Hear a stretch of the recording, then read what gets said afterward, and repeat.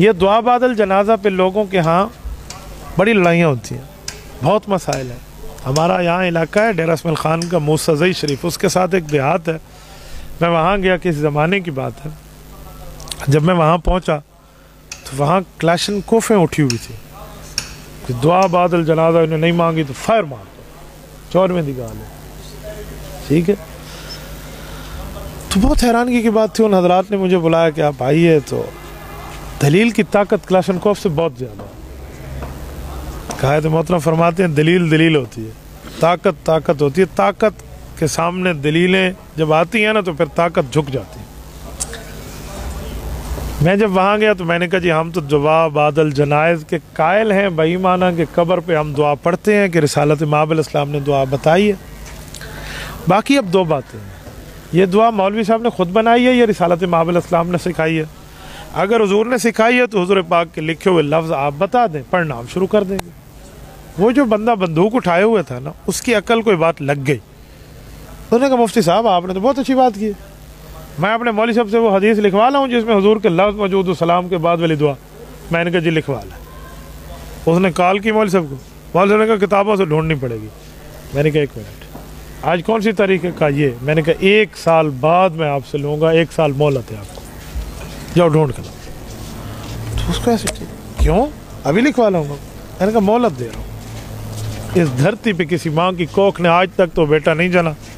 चलो जान लिया होता, माँ का दूध पी रहा होता, फिर भी कोई गुंजाइश से भी यार ले आएगा। हाँ नहीं जाना। जो है ये लफ्ज़ दिखा है, हुजूर के लफ्ज़ हैं ही नहीं। उसने कहा नहीं है। मस्जिद जाने के लफ्ज़ उसने सुना दिए, निकलने के लफ्ज़ सुना दिए, घर से निकलने, घर के आने जाने के, सोने के, जागने के, खाने के, पीने के, हत्ता के बैतुल खला आने जाने की दुआओं के अल्फाज हैं।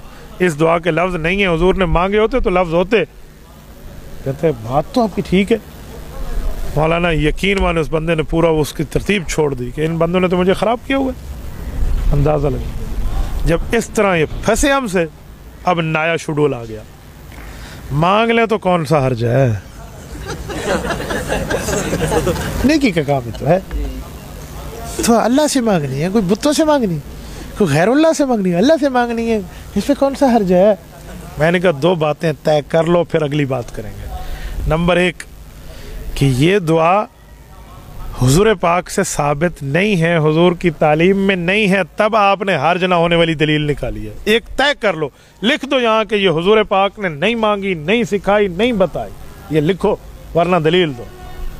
एक तो फाइनल हो गया, डेफिनेटली ये हुजूर पाक से साबित नहीं है। अब दूसरी बात, जो दूसरी बात है इसमें हर्ज कोई नहीं है, तो फिर तुम्हारी रस्म वाली दुआ हो गई ना, इजाद करदा, मबतूनी, बत्तूनी, पेट वाली हो गई। कहते जी हाँ। मैंने कहा हर्ज है, क्या है अल्लाह से मांगने में? असरियू बिही इला कब्रिही, कब्र जल्दी ले जाओ, ये हुजूर का फरमान मुतासिर हो रहा है। कौन कहते हैं हर्ज नहीं है? जब नमाज का वक्त हो जाए, एक बंदा कहे मैं तो दुआ मांगते रहूंगा, 1 घंटे की दुआ मांगे जमात निकल जाए, ये क्या हर्ज नहीं होगा? हर्ज होगा कि भाई नमाज में क्यों नहीं गया, छोटे मसले के बंदे कहें थे वैसे ठीक है, तो क्यों नहीं गया भैया, तो बताना पड़ेगा। तो यहाँ भी तो हर्ज है। ये आप हमें कहाँ से बात करते हो, अजी हर्ज कोई नहीं है। अच्छा यही बात है कि जो दीन का काम जिस टाइम करें हर्ज कोई नहीं है, अजी नहीं है। सजदा करना कैसी इबादत है, अच्छी है या बुरी है? सुबह की नमाज में कितने सजदे हैं, गिन लो। फर्जों में कितने सजदे हैं? 4, 5 कर लो। कितने कर लो? क्यों करूं? मैंने कहा वाह, 3 दफा सुभान रब्बियल आला बढ़ जाएगा, 3 दफा, 5 दफा, 7 दफा, जितना पढ़ते हो बढ़ जाएगा। एक सजदा बढ़ जाएगा। सजदे का इनकार ना करना। उसने इनकार किया था, रब ने कहा था फखरुज मिनहा फइन्नका रजीम, शैतान बना दिया था अल्लाह ने उसे 5 सजदे का। और इसे मैं नहीं करूंगा। भाई क्यों नहीं करेगा? कहा मैं 4 ही करूंगा कि हुजूर पाक ने 5वां सजदा नहीं सिखाया, तो मेरा भाई नमाज जनाजा के सलाम के बाद हुजूर ने भी दुआ नहीं सिखाई। अल्लाह अल्लाह और खैर सल्लल्लाहु व असरियू बिही इला कब्री।